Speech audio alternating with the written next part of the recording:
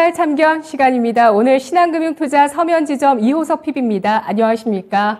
네, 안녕하십니까. 이호섭입니다. 네, 이호섭 PB의 종목 가운데서 어제 등락률 상위 탑5 화면으로 확인해봤습니다.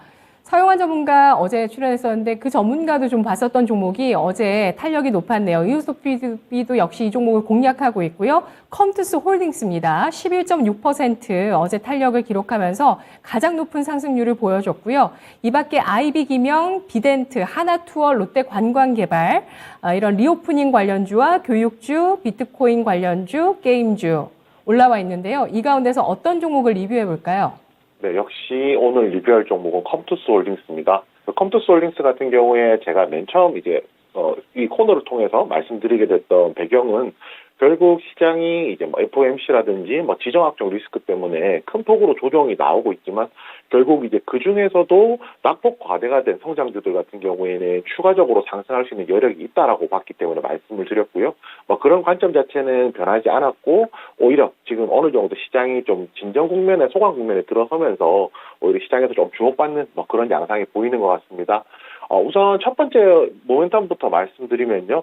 C2X라고 하는 이제 자체 코인, 자체 가상화폐를 개발을 했거든요. 이것을 이제 상장을 시키려고 하는데 한 3월 중순 중에 해외 주요 거래소들의 이제 C2X를 상장시킬 전망을 가지고 있습니다. 결국은 NFT 게임이라는 것에 이제 가장 대전제가 된다는 것은 이 컴투스 홀딩스, 이 그룹 내에서 만들어지는 모든 게임에 통용되는 가상화폐가 있으면은 굉장히 좀 유리하잖아요. 그런 측면에서 C2X의 상장이라는 것이 굉장히 좀 큰 의미가 있다라고 할 수가 있고요. 그 외에 이제 기대작이었던 이제 크로매틱 소울이라는 게임도 3월 말에 현재 출시가 예정이 되어 있습니다. 결국 이것과 더불어서 NFT 거래소도 출범을 하는데요. 아마 3월 말 정도로 지금 예상을 하고 있는 상황이고요. NFT 거래소가 만들어진다는 것은 결국 게임 내에서 이제 발생되는 재화들을 NFT 거래소를 통해서 이제 화폐로 바꿀 수 있는 그런 방향으로 이제 나아간다는 것이거든요. 그렇다면 이런 플랫폼을 갖추는 것 자체가 굉장히 앞으로 확장성이 커진다는 것이기 때문에 그에 따른 가치가 충분히 있다라고 저희가 얘기를 할 수가 있습니다. 여기에 플러스해서 한 가지 정도 더 말씀드릴 수 있는 것이 그결국은 게임의 다양성에 대한 이야기인데요. 컴투스 홀딩스는 많은 분들이 알고 계시겠지만 이전에 게임빌이었습니다. 게임빌 프로 야구라든지 이런 다양한 모바일 게임 컨텐츠를 확보를 하고 있는 상황이었고요. 그 자회사로 있는 컴투스 같은 경우에도 이번에 출시되는 크로매틱 소울이라든지 관련된 다양한 게임들을 이제 IP를 가지고 있고 더 개발하고 런칭할 예정에 있습니다. 결국에는 게임 포트폴리오가 다양하면 다양할수록 더 많은 유저층들, 더 폭넓은 유저층들이 이러한 게임들을 사용할 수가 있는 것이고요. 이렇게 유저층이 늘어난 포트폴리오가 확장되면서 유저풀이 더 많이 늘어난다는 것은 이 NFT 거래소라고 하는 컴투스 홀딩스가 만들어 오는 플랫폼에서 활동할 수 있는 사람들이 더 많이 늘어난다는 것이니까 향후 성장성 측면에서 굉장히 좀 중요한 포인트가 된다고 생각하고 있습니다. 네, 정말 모멘텀이 많이 남아 있습니다. 컴투스 홀딩스, C2X 이 코인을 해외 거래소에 상장한다는 이벤트 3월 중에 있고요. 또 신작 게임 기다리고 있습니다. NFT 거래소에 대한 이슈도 남아 있는 상황이고요. 또 무엇보다 게임 IP의 확대 주목해 주셨는데요. 지금 상황에서 컴투스 홀딩스 얼마까지 보고 대응할 수 있을까요? 네, 우선 컴투스 홀딩스 같은 경우에 지금 이제 고개를 들었다라고 보는 것이 맞을 것 같거든요. 그러니까 제가 이전에 제시해드렸던 목표가 기준으로 조금 접근하시면 좋을 것 같고요. 목표가 도달한다라고 하면 그 위쪽으로 더 충분히 열려있는 상황이니까 추가적으로 그때 그 기회를 봐서 안내드리도록 하겠습니다. 네. 알겠습니다. 자, 현재 구간, 접근할 수 있는 구간이라는 점까지 확인을 해봤습니다. 컴투스 홀딩스였고요. 이어서 오늘 이슈의 참견 들어가겠습니다. 이슈의 참견, 추억 모으기 포켓몬빵 열풍, 증시에 미치는 영향은? 네, 정말 무서운 기세입니다. 이 흥행 IP, 그리고 여기에 향수까지 더해지면서 엄청난 인기를 끌고 있는 그 현상이죠. 포켓몬빵 20여 년 만에 재출시됐는데요. 2030 세대의 향수를 그렇게 자극하고 있다고 합니다.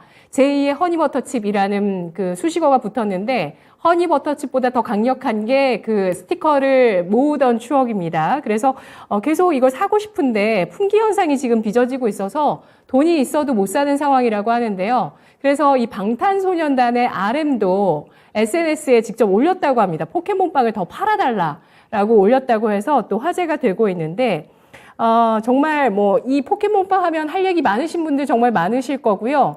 저 같은 경우는 저희 또 아이가 초등학생인데 포켓몬 카드라고 해서 이게 또 다른 게 있어요. 이게 지금 또 엄청나게 유행을 하고 있거든요. 포켓몬 빵 보면 또 사달라고 할 것 같습니다. 자, 이 이슈 알아보도록 할 텐데요. 어떻게 보시나요? 네, 그렇습니다. 저도 어린 학창 시절에 이제 포켓몬 빵 관련해서 이제 스티커를 모으고 했던 기억을 가지고 있는데요. 단종된 시점부터 하면 16년 만이고, 그것보다 단종된 시점 전보다 가면 거의 20몇 년 만에 이제 재출시를 하게 됐습니다. 최근에 이제 레트로 열풍이라고 하는데요. 예전에 흥행했던 것들을 이제 보통 인터넷에서 나쁘게 생각하면 표현하면 뭐 추억팔이 이런 식으로 얘기를 하기도 하는데, 결국은 예전에 흥행했던 IP들이 지금 이제 그때 어릴 때 소비했던 소비층들이 지금 뭐 2030, 뭐 3040 이렇게 경제적으로 구매력이 생긴 시점에서 그 사람들을 타겟으로 하는 새로운 것들이 다시 한번 재출시가 된다라고 하면 판매량 자체도 많이 늘어날 것이라고 생각하는데요. 쉽게 말해서 저도 좀 비슷한 생각을 가지고 있거든요. 어린 시절에는 그 500원짜리 빵 하나 사는 것이 저한테는 굉장히 큰 용돈에서 부담이었겠지만은 지금 시점에서는 그 빵 가격이 1,000원 이상으로 올랐다고 하더라도 뭐 2개, 3개 사는 것이 그렇게 막 부담이 될 정도는 아니기 때문에 많은 분들이 대부분이 지금 그러실 겁니다. 그래서 컬렉팅을 좀 하시는 분들은 실제로 있으신 거고요. 저도 실제로 지금 제가 여기 좀 주목하게 된 것은 뭐냐면, 지난주에 제가 저희 집 앞에 편의점을 지나가는데 누가 스케치북으로 점주분께서 포켓몬빵 이번 주에 입고 안 된다고 써놓으셨더라고요. 그걸 보면서 이게 진짜 열풍이구나, 이게 난리구나라는 것을 좀 알 수 있었습니다. 최근에 이제 오픈런이라는 이야기를 많이 들어보실 텐데요. 뭐 저희 뭐 샤넬이라든지 뭐 조던이라든지 이런 뭐 롤렉스라든지 이러한 제품, 인기 많은 제품들이 이제 백화점 오픈할 때, 매장 오픈할 때 사람들이 서로 뛰어가서 이제 구매하려고 한다고 해서 오픈런이라고 표현을 하는데, 지금 포켓몬 빵 같은 경우에도 오픈런 현상까지도 실제로 벌어지고 있다라고 합니다. 뭐 이런 부분 생각해 본다면 너무나도 당연히 중시에서 이제 관련된 영향을 끼칠 수밖에 없다라는 생각도 가지고 있고요. 여기에 이제 과거 이제 허니버터칩하고도 비교를 많이 하게 되는데, 아무래도 허니버터칩 같은 경우에는 물건을 그냥 단순히 사서 먹고 끝이다라고 한다면, 지금 이제 포켓몬 빵 같은 경우에는 단순히 사서 구매하고 시식하는 것으로 끝이 나는 것이 아니라 그 안에 들어있는 151종, 그리고 지금 9종 정도 추가됐다고 하거든요. 159종, 160종 정도의 스티커를 모으는 것에 굉장히 좀 큰 의미가 있기 때문에, 그것 때문에 이제 아무래도 이러한 열풍은 조금 더 이어가지 않을까, 그렇게 예상을 하고 있습니다. 저희 키덜트 문화라고 하는데요. 저희 어른들과 어른들이 아이들의 문화를 이렇게 향유하는 것을 키덜트 문화라고 하고요. 방금 말씀해 주셨던 방탄소년단의 RM 같은 경우에도 SNS를 통해서 포켓몬빵을 더 만들어 달라고 하든지, 이런 SNS를 통한 마케팅들, 이제 의도하지 않은 마케팅이라도 이런 마케팅들이 나오면서 시너지 흥행 효과까지 나온다고 조금 판단을 하고 있습니다. 결국 이제 결과적으로 저희가 얘기를 해보자면, 이러한 열풍 자체가 뭐 단순히 끝날 만한 그런 내용은 아니라고 생각하고요. 오히려 향후에 더 이제 조금 더 이어질 것이기 때문에 그에 대해서 어떻게 대응하느냐, 주식시장에 불이 붙는다면 어떻게 대응하느냐, 이런 부분 좀 생각해봐야 할 것이고, 이번 포켓몬빵을 출시로 해서 뭐 제과라든지 식품 같은 경우에 최근에 코로나19 이후에 신제품을 출시한다든지 이런 영향들이 좀 적었었거든요. 상대적으로 신제품을 출시하는데 좀 부담이 있었다라고 하면, 과거에 흥행했던 제품에 대해서 레트로 열풍을 타고 이제 과거 흥행했던 뭐 추억의 과자들을 다시 한번 더 재판매를 한다든지 이런 식으로 이제 새로운 이제 바람이 불 수도 있기 때문에, 식품 관련주들에 대해서도 앞으로 사업 방향 이런 부분도 좀 관심 가질 필요가 있다라고 생각합니다. 네, 다양한 문화 현상, 사회 현상이 총집합된 이 포켓몬빵입니다. 정말 그 방탄소년단의 인스타그램 피드에 하나 올리는데 값으로 치면 그게 얼마겠습니까? 그런데 뭐 자발적으로 이렇게 올리고 더 만들어 달라고 하니까요. 출시된 게 2월 23일이고요. 그러면서 이후에 주가가 탄력을 보였습니다. 사실 그 전부터 SPC 삼립은 한 차례 상승한 이후에 횡보하다가 3월 들어서 다시 한번 레벨업 시도가 있었는데요. 관련주는 이거밖에 없죠. 네, 우선 포켓몬 빵으로 놓고 이야기하면 SPC 삼립 말고는 관련 정보는 없습니다. 그렇기 때문에 아무래도 지금 당장 해당되어 있는 SPC 삼립을 보아야 하는데요. 크라운 제과하고 좀 비교를 해봐야 될 것 같아요.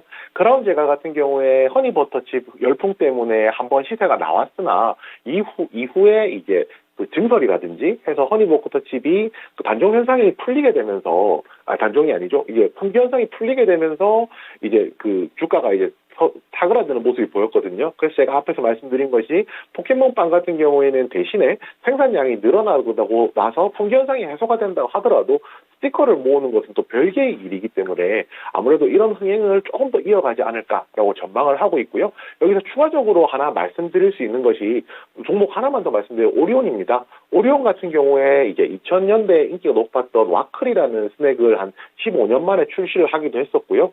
그리고 뭐 팔도 같은 경우에도 뭐 우유소다라고 하는 탄산소다라든지 이런 것들을 계속 내고 있어요. 이런 레트로 열풍이 포켓몬이라는 강력한 IP가 있으니까 조금 더 삼립에 좀 포커스가 맞춰져 있긴 하지만 이런 식품 관련주들에 있어서 다른 업체들도 레트로 열풍을 어떻게 이제 타고 움직이는지에 대한 관심도 조금 더 가져주셨으면 합니다.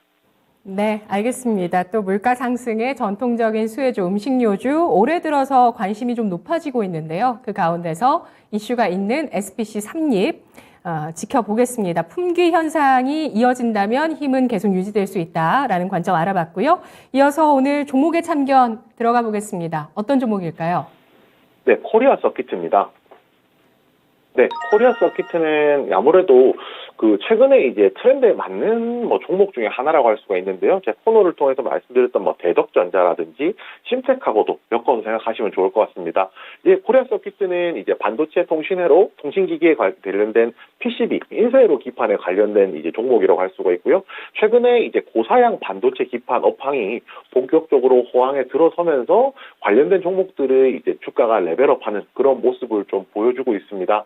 그게 이제 최근에 이제 보시면 FCBGA라고 하는 이 PCB에서 BGA라고 하는 단어를 자주 보실 거예요. 이게 플립칠 볼 그리드 어레이라고 해가지고 조금 복잡하긴 한데요. 쉽게 말해서 그냥 고성능 반도체용 회로 기판이라고 생각하시면 되거든요. 아무래도 이제 이런 것들이 쓰임새가 전자부품뿐만 아니라 가전제품이나 일반적인 스마트폰뿐만 아니라 최근에 뭐 AI라든지 뭐 자율주행이라든지 서버라든지 이런 식으로 고성능을 요구하는 쪽에 많이 수요가 생기고 있기 때문에 이에 따른 수요가 좀 굉장히 큰 종목 중에 하나라고 저희가 얘기를 나눌 수 있을 것 같습니다. 그리고 여기서 한 가지 더 포인트를 놓자면요. 당장의 수요가 어디서 발생하는가도 굉장히 좀 중요한데요. 이번에 삼성전자의 갤럭시 S22가 출시가 됐고요. 여기에 또 폴더블 폰 같은 경우에도 작년부터는 제자리를 잡아서 판매 호조가 계속 나오고 있습니다. 거기에 들어가는 매출이 계속 좀 늘어나고 있다는 것이고요. 스마트폰에 대한 폴더블 폰에 대한 것은 제가 다음에 한번 또 정리를 해드리겠지만 결국에 폴더블 폰이라는 것은 아직까지 시장이 좀 개화가 되는 중이고요. 어느 정도 지금 저희가 삼성전자를 기점으로 봤을 때는 자리를 잡은 거지만 글로벌하게 봤을 때는 아직 시장이 다 열린 것이 아니거든요. 그렇다고 하면 앞으로 실적 측면에서는 더 성장할 수 있는 폭이 크다는 것이 굉장히 좀 중요한 포인트가 될 것 같습니다. 여기에 저희가 한 가지 또 생각해볼 문제인데요. 결국은 이렇게 전방 시장이 좋아지고 그다음에 당장 나오고 있는 매출도 있다라고 하면 올해 실적도 당연히 좋을 수밖에 없다라고 말씀드려야 될 것 같아요. 올해 이제 영업이익이 1,597억, 한 1,600억 정도 예상을 하고 있고요. 전년 대비하면 2021년 대비하면은 한 87% 정도 늘어나는 실적이 나온다라고 합니다. 그렇다면 올 한 해 동안 꾸준하게 성장할 수 있는 여력이 있는 종목이라고 저희가 판단을 해야 될 것 같은데요.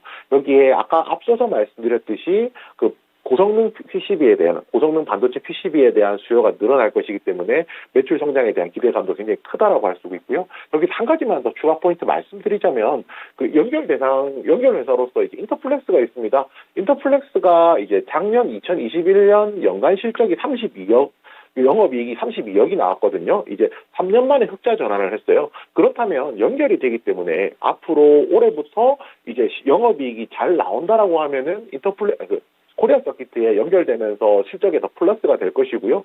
인터플렉스의 실적 영업이익 전망치가 2022년 올해 한 417억, 2023년 내년에 한 591억 정도 되기 때문에 연결 실적을 통해서 앞으로 이제 코리아 서킷의 실적이 또 추가적으로 개선되는 효과도 좀 기대되고 있습니다. 가격 전략까지 제가 한 번에 말씀드릴 건데요. 우선 지금 가격대에서 충분히 상승 이후에 조정을 거쳤기 때문에 매수하기에는 굉장히 적절한 시점이라고 생각합니다.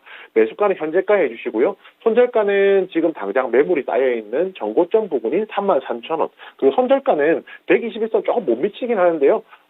지지선 하단 가격 이탈하는 가격인 25,000원으로 정했습니다.